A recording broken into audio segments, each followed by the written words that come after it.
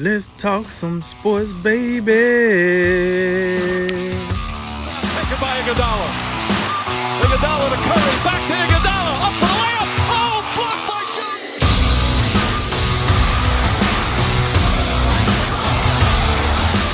And remember, make tomorrow better than today, and make today better than yesterday. And you know what we gonna do. We gonna holler at you until next time, baby. Jordan's Bulls are widely regarded as the greatest NBA dynasty, 6 titles in 6 years, with a year off just to let someone else have fun. But since, we've seen a few other teams put together some spectacular runs of their own. You have Coach Pop's Spurs, Kobe's Laker teams, the quote super team in Miami, and of course more recently the Warriors streak of dominance. So Jay, after The Last Dance, which NBA dynasty is the most impressive to you? A lot of good choices here. You think about how many teams have won multiple titles since the Bulls won their last title. You got the Lakers three-peated once. Then Kobe had his 2 titles without Shaq. The Miami Heat had their stretch where they went to 4 straight NBA Finals and won 2 in a row. And of course the Warriors recently. That's an easy one to look to. I think it's real easy to overlook the San Antonio Spurs and their consistency, their consistent greatness over the past. From their first title up until the past couple of years, when they've slowly been on a little bit of a decline since the departure of Kawhi Leonard. But from 1997-98, these guys won at least 50 games every season for 20 years. And then you add on the 5 NBA titles that they won over a 15-year stretch. I get it. They didn't win. They never won back-to-back, but they did have a stretch where they won 3 of 5. And just you think about it, from the first championship they won, that was more centered on the big fellas, Tim Duncan and David Robinson, the Twin Towers. And then David Robinson, he retired. And then the next 3 titles, it was a little big 3-centric with Tony Parker, Manu Ginobili, and Tim Duncan. And then that last title, you still had Duncan, but he was in the last few years of his career. And the same can be said of Tony Parker and Ginobili. And you had a young Kawhi Leonard who was showing you what he could do. And at the time had not fully developed into the player he is today, but still put up a whale of an NBA Finals performance several years ago. So I'm just looking at to sustain that excellence for so long and be that consistent. Also, only out of those 20 seasons where they won at least 50 games, only 4 times did they not make it out of the first round. So not only are you consistent in making it to the playoffs, you're having extended runs more often than not. I find that remarkably impressive. And also think about this. When you talk about those other dynasties, you talk about Shaq and Kobe, you talk about LeBron and Dwayne Wade, you talk about Kevin Durant and Steph Curry. You think about all those teams and the talent that those teams possess. And from a talent perspective, it just doesn't seem like the Spurs would measure up. You think about Tim Duncan, Tony Parker, Manu Ginobili. I mean, they made it work, but they were never really all that flashy. Tim Duncan, the big fundamental. Ginobili was a whale of a good time to watch, and Tony Parker, his speed and ability to, always contort himself in the paint was a great thing to watch. But they were never a real sexy team. They never, you really didn't see a whole lot of highlight reel plays. But it was all about the fundamentals. It was all about playing team basketball. And you think about how they adapted with time. Early on, for many years, half-court basketball, playing real solid defense. And then as time went along and as the game changed, the Spurs changed with the game. In their last title, they became, one of the better three-point shooting teams in the league with, the likes of Danny Green and, Patty Mills, those guys. So I take all those things in consideration. And although I would probably say out of all those dynasties and back-to-backs I'm talking about, I would consider the Spurs like the lesser talented group. That fact makes their success more impressive to me. Well, yeah, the Spurs is definitely a good choice. I can't, argue with the facts that he laid out. But here's the deal: when I think about dynasties, I always think about what was the period of time. And listen, you cannot point at another period of time in the NBA and tell me they were more talented then than they are now. The Golden State Warriors, which they're a reigning dynasty because they're still going. Listen, they're playing better talent now than the Spurs played during their dynasty, than the Bulls played during their dynasty, than the Lakers played during their dynasty. Whatever dynasty you can give me. The athleticism that you have to deal with in today's game is far more greater, and this is opinion, far more greater now than it was back in the day. And listen, this Golden State team changed the way we look at basketball. It's kind of like what the Bulls did in the 90s. They changed the way the game was played. This is what Golden State did. They changed the way the game was played. Before Golden State came along, before this team came along, you had a lot of teams that were still built inside out. You can run your offense through the center, no problem. Your best player can be a power forward. You had no problem. You still could win that way. We've seen it with the Kobe, Shaq version of the Lakers dynasty. Shaq was the man. He dominated the NBA. Try that now. See how that work out for you. You're playing in the NBA where you have to be able to shoot. Why is that a big deal now? Because one, Steph Curry. Believe it or not, I know it was shooters before Steph Curry. I got that. But it's never been a shooter on the level of Steph Curry. Then all of a sudden, he get drafted around the same time with his splash brother, Klay Thompson. I mean, my God, like these two dudes were so good that every other team, all 29 other NBA teams said, listen, we got to go get some guys that shoot.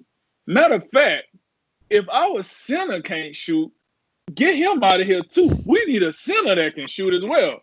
Like, and like, hey, man, what do you mean? Since when do the five gotta shoot? Now, do you not see them boys over there? Do you not see what they're doing? They throw Iguodala in there at the five, and it's over. Like he starts shooting threes, or maybe play with Draymond at the five. So listen, I have to go with Golden State. Is it recent biases? Yeah, you can say that. But at the end of the day, if you just go off of the dynasties that no crap just changed the way you look at the NBA, Golden State is right up there at the top. I mean, tell me the last time you looked at a basketball game and didn't worry about how many three-pointers was taken, make, or miss. Like, that's what you're looking at now. That's what you're looking for. That's why players like Trae Young exist now. Hey, my team might suck. I might not be able to give you anything else, but I'm going to give you assists, and I'm going to shoot it from my car. That's what it is. And now he a second-year all-NBA player, presumably once those teams come out. I'm pretty sure he's going to be somewhere in there, first-time All-Star, because that's what it is about. And listen, this is the reigning dynasty, meaning, yes, they lost last year, but they was in it. I mean, listen, they won three of the last 5. The other 2 that they lost, they had just as much of a chance to win it as the other team that they played. We know this year was a down year. They wasn't going to make the playoffs. We seen that coming. But don't we think they're going to be there again next year and the year after and for the foreseeable future if these guys stay healthy? So things are still rolling. They need, one more piece? They got Andrew Wiggins to kind of glue up a little more stuff, and they get one more piece. They get a 5 or something that can actually, come to the party when it comes to shooting mid-range and threes. We'll see them again in the near future. So, yeah, I went with the Golden State Warriors from 2014 to present. That's a great point, especially if you take into consideration their dynasty may not exactly be over. Yeah. Don't forget they also get a lottery pick this year. So, yeah, have fun with that. I was close to picking Golden State as well. When I thought about this, really the Spurs and the Warriors are the 2 teams that most came to mind to me. The Warriors, like you said, Drake, they got a lot of stuff going for them. I like that. Not only the way they built their team was impressive. It was built through the draft. They found these guys, some guys that were great talents, but a lot of teams had already passed on them. None of these guys were first overall picks. I mean, Curry wasn't a first overall pick. Klay wasn't a first overall pick, and yet the team said, no, we see something in these guys. They put together this roster. They had a 73-win season, right? Like y'all said, 3 of the last 4 championships recently. But the 2 things that I think just kind of pushed them down for me. One is the fact that LeBron went in there and beat them. LeBron took a Cavaliers team and went in there and they beat that 73-win team. I will, as long as I live, I'll never forget that. I mean, as long as I live. And the addition of Kevin Durant, man, it just added. It feels like there's some kind of little asterisk next to it. You know, they had that weird loophole with the contracts where, you know, they had enough money to just throw him on there for a year or two. And I would have always wanted to see if they would have been as successful, if they would have won those 2 chips without him. Maybe they do, maybe they don't. I mean, we'll never know. It's a great debate. It's a great food for thought thing, but you'll never know. But it just felt like with Kevin Durant on that roster, a roster that already won 73 games, it just, I don't know, man. It feels like a little bit of an asterisk. But again, that horse has been beaten to death. I don't want to go too far down that road. But I do agree. If they are able to come back this next year, retool, revamp after a down year and win some more, it's going to be really hard to not look at this run if you consider the next 2 or 3 years and go, man, was that not the most dominating team for the stretch of time they played? It would be hard to think of another team. But yeah, I do lean with Jay here just because of, man, the excellence that the Spurs have been doing this since the late 80s. I mean, this isn't just like the late to mid 90s. The only year that missed the playoffs was 96, and that got him Greg Popovich, and that got him Tim Duncan. So did they even lose that year? I mean, I don't know. Depends how you want to call it. But, you know, yeah, you had the 03, 05, 07. You had Kawhi in 14. And you have to think about it from this perspective of the league's not built for this. The leagues are built in the age of lottery drafts and salary caps. Teams are simply not supposed to sustain this for this long. It's supposed to be, you get your guy, you go on a nice run, you put a few pieces around him, then it all falls apart, you restart. They haven't done that. And that requires you finding all the right players, making all the right moves. It's a chess game that goes so far beyond just the things on the surface. You know, all your role players have to be excellent. You have to have the right contract management. You have to keep these people happy.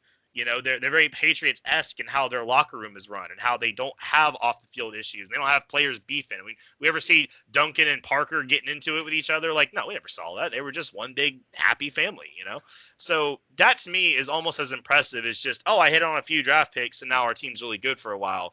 But to keep that excellence running 20, 30-plus years, to me, that is beyond impressive. So I do lean with the Spurs, but man, the Warriors do have a chance, in my opinion, to change that over the next 2 or 3 years if they get back to it.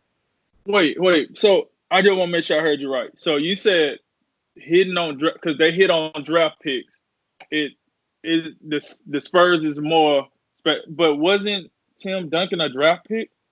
No, he was. But I guess I mean like your Kobe Bryants and your Chris. I guess, you know, it's like what Jay was talking about. When we talk about Duncan, he gets viewed a little different. Like I never feel like he was like that true superstar. He wasn't, I guess the flash wasn't there, but it was more the fundamentals and always doing the right thing and making the right play. So I just mean like in the terms of, oh, we hit this absolute otherworldly talent and now we're going to win a couple championships, and then it all kind of falls apart. I mean, it's more, they were more sustained in their success. Did he go number 1 overall? He did, and to that point, he went number 1 overall. And Tim Duncan was a superstar. Let's get that point. Let's get that point addressed. But when you talk about superstars, and you can, I don't know if you may go all the way through NBA history, at least in the past 20 years. There probably isn't a less interesting superstar than Tim Duncan. Think about the way he played the game. Think about his personality. Think about even his facial expression. It never changed on the basketball court. And like maybe that's where Kawhi got it from. It could be, but in that sense, it just makes them, and it makes them a little less interesting as a team. I'm giving that, and to that point, to their overall talent, I don't think they measure up against the Golden State Warriors or the Heat or either of the Laker dynasties, the Kobe's back-to-back titles and Kobe and Shaq's back-to-back titles, or their 3 straight titles rather. But it's a great conversation. It's just how we look at it. We look at it a little bit differently. You're with the Warriors, and back to the Warriors real quick because I don't want to undersell them. And from a talent perspective, when they got Kevin Durant, that turned into, I don't think the NBA has ever seen a greater collection of talent. But to me, that's also a strike against them, because once they got KD, it became uninteresting to me. It felt watered down. It felt too easy. It felt like the regular season, there was no need to even watch. There was those seasons where I didn't even feel like it was even worth watching consistently until the Western Conference Finals when they got up against the Houston Rockets, because it felt like almost that they were playing in a league of their own. That's an argument for them, but you can also phrase it against them a little bit too. It just depends on how you look at it. Well, yeah, because that's what I was gonna say. Well, like it's like you're moving the goalpost, because Cody said that, all right, well, I'm gonna knock them for going 7-3-9 and losing to LeBron in the finals. And let's be honest here, LeBron, Kyrie, Kevin Love, that ain't that's not roadkill. You know what I mean? But then to say I'm also gonna knock them because they assembled a team so good to make it to the finals. So I feel like I said, I'm more for the most talent that's on there, the most talent you beat. That's why I don't have a problem with the Spurs, because, like you said, the Spurs' reign was so long. They beat talented teams. Like, I can't take nothing away from those teams they beat in the finals. Those are good teams. I'm just saying now in this day, you play more. They bigger, they're faster, they're more athletic. You have to deal with more. That everybody can shoot now, even the GM. So that's why, like, I just find it kind of unfair to say, all right, well, we're going to ding them for getting Kevin Durant. We're going to ding them for losing. What, do anybody else get dinged for losing? Yeah, the Spurs lost plenty of times. And yeah. It was sometimes they were the best defensive team in the NBA. Why did they lose? Yeah. And that's a right point. And I don't hold the that 3-1 series lead. I don't hold it against them all that much. I mean, you also got to give credit to LeBron James and the Cleveland Cavaliers. They made it happen. I would just say that collection of talent that they had, it's almost like, how could you ever lose? Like, you were so great. But let's be real. There's also, it's a fine line. We're splitting hairs right here. But they're also, think about this. They're also maybe Draymond Green, if he keeps his head, doesn't get suspended. And then a couple of injuries a couple years ago, they're really, really close to having 5 straight titles. And then there's no doubt about it, greatest dynasty we've ever seen. Yeah, I guess my last point on that one was not so much that they lost to the Cavs. Again, it was the manner of the 3-1 lead that they blew.